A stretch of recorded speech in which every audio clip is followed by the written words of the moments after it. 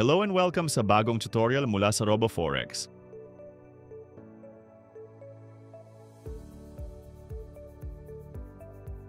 Today, matutunan natin kung paano mag-place ng buy stop at sell stop orders sa our WebTrader platform. Step 1.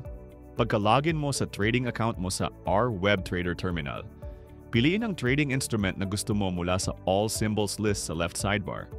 Then, i-click ang New Order button para magbukas ng bagong position. Step 2.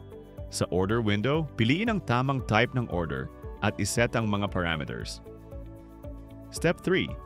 Para mag-place ng buy stop, pag okay na lahat, i-click ang buy stop order button. Step 4.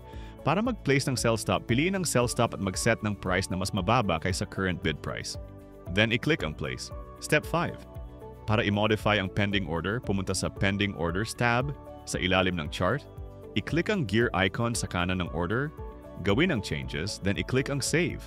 Pwede mong i-adjust ang price, maglagay ng stop loss or take profit, or mag-set ng expiration time. Congratulations! Ngayon, alam mo na kung paano mag-place ng buy stop at sell stop order sa our WebTrader gamit ang desktop. Maraming salamat sa pagpili sa RoboForex!